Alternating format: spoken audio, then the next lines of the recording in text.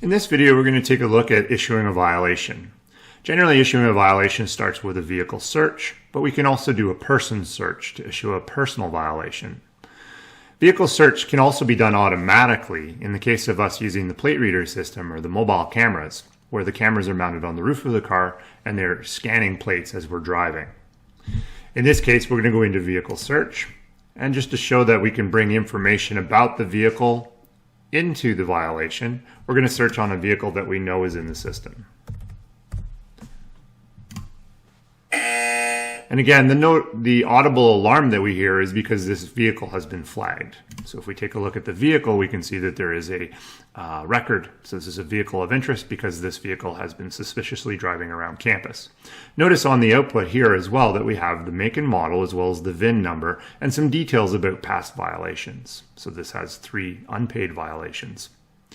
If we descend into the violation entry screen by clicking the violation button, you can see that a lot of those details, if not all of those details, are brought into the violation screen. Notice at the top that we have the violation information. So this would be the violation type, the types of offenses, the value of this, whether or not it's a warning. The second tab is the vehicle details. Notice there's a flag on this vehicle, and we can see very clearly what the flag message is. And also notice that within this screen, we have all of the details have been brought over from the database record. It's already populated, the VIN number and all of those other details. Notice here that the person entry is grayed out, and that is because this is currently a private property violation. If we go to this photos or the camera tab, you can see here that it's possible for us to click on this camera to take photos of things that are related to this violation. And there is no limit on how many photos we can do, but generally we would have maybe a chalking image and then 1 or 2 violation images. If we go back to the general details of the violation, we can see here that this is a private property violation. There are several types of violations. There's moving violations, which involve people and vehicles. There's private property, which we're on right now, which would generally be parking. And then there's a private property person violation, which has to do with likely a person such as smoking in a doorway or mischief. So if we selected a moving violation as an example, you can see that now I can add vehicle details as well as personal details. If we go back to the violation again, I can change this to private property person, and we can see now that we have the vehicle is grayed out, but the person is accessible. So we're going to go back to this as a private property violation, and we can select what the location. This would be something that would be populated on the web portal, the different locations or areas. And then we have the primary offense type, and the primary offense type is keyed on what type of violation this is. So we can see here, these are all parked violations, again, because we're on a private property. If we change this to a moving violation, we can see that now our primary offense types are related to careless driving and speeding. So if we go back to private property, we can add additional offenses if we would like. So basically, if we were to select, say, the first offense being permit not visible, notice that the fine amount has been updated to $50. If we select a second one of parked in 2 spots, we notice the fine amount has increased to $55. So the system allows us to have more than one offense on a violation. Generally, there would be only one offense, permit not visible in this case. Now, if we wanted to, we could fill in a towing fee as well. In the case of we've decided that this vehicle is going to be towed or booted, we can include that information. When we scroll to the bottom, we can see that there's some public comments. And in this case, this one's already been filled in for us, but we can add additional details if we want. And in this case, the information that's been added is the fact that this is a vehicle of interest for this reason. Now, if we go back, why don't we go ahead and actually what we will do is we will change this to a moving violation. And we're going to say that this is careless driving. And again, we can go to the vehicle tab and we can see that all of the information has been supplied for the vehicle. Now, if we wanted to, we could do another vehicle search right from this screen by clicking the vehicle search button. But in this case, we have all of the details, so it's not necessary for us to do a vehicle search. In the case of the person tab, which is now accessible because this violation is a dual vehicle and person, it's possible for us to select things such as fail to identify, which then disables all of the data entry fields.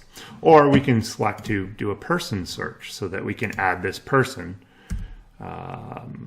James, let's try James. Let's try his last name, which is Rockwood.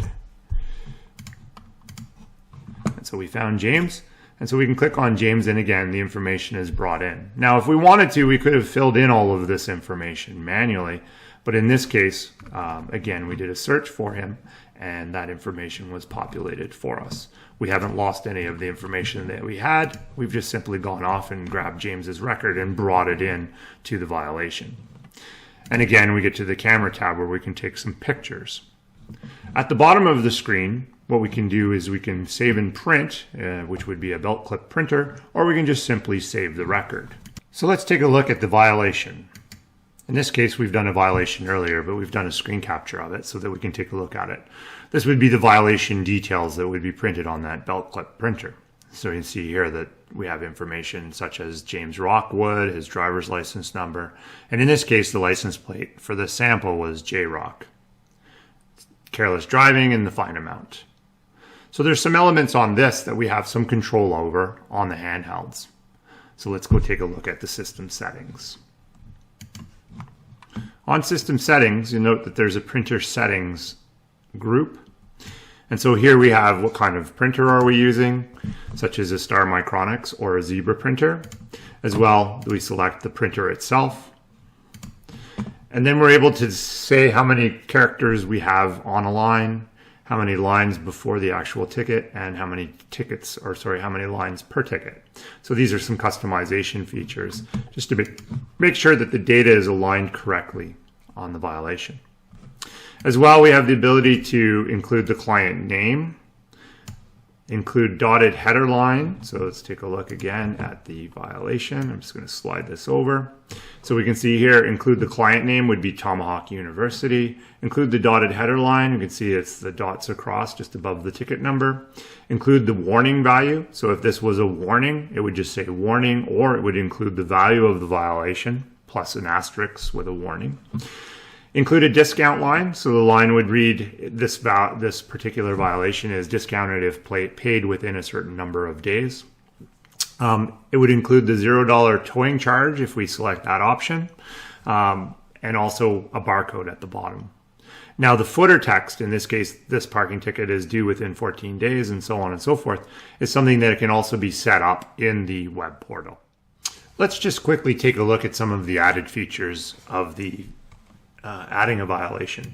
So from vehicle search, if we search for a vehicle that we know has a permit, so in this case MASH, so let's say as a scenario here, we've searched for a plate, 2 records have come up, we accidentally hit on the wrong record. So in this case, if I hit on the one that we know has valid parking, I select that item and I go to add a violation. What happens is we have secondary validation that kicks in. So the secondary validation is able to tell the patrol officer, hey, wait a second, looks like this vehicle does have a valid permit.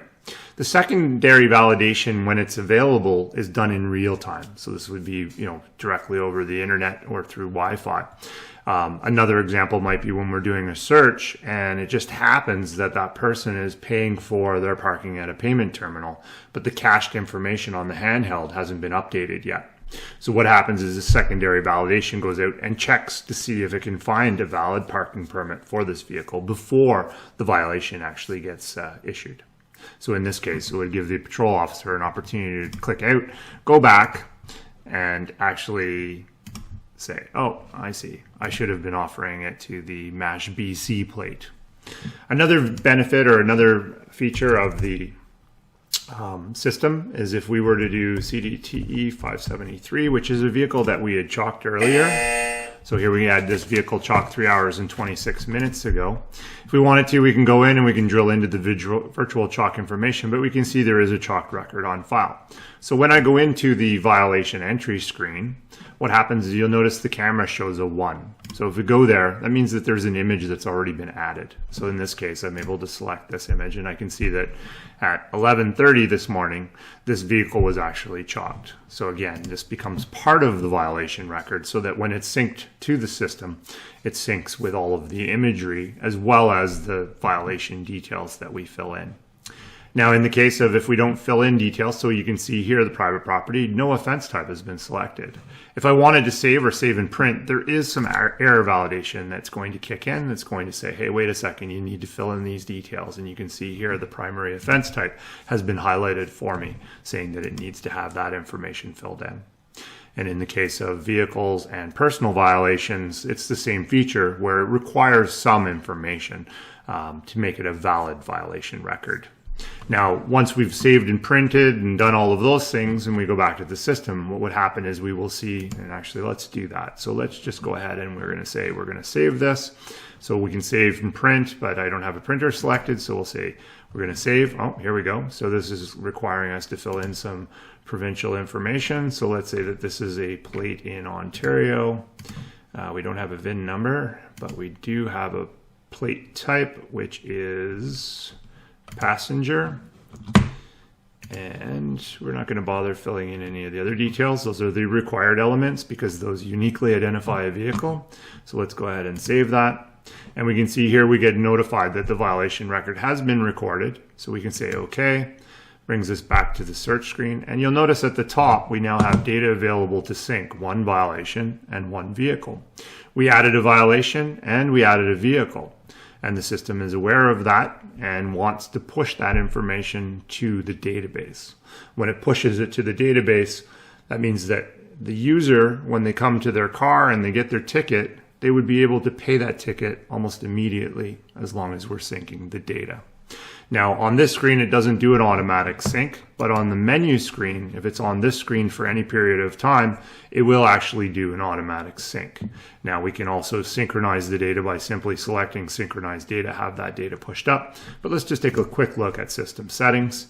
And in here, we'd be able to find how often we're doing that automatic sync. So here we can find automatic synchronization frequency. The default is 5, but we currently have it set to 15 minutes. So basically that means that the data, if we were sitting on that menu for 15 minutes, the data would automatically be pushed up to the server. I think that covers a lot of the, or all of the violation details, and thanks for watching.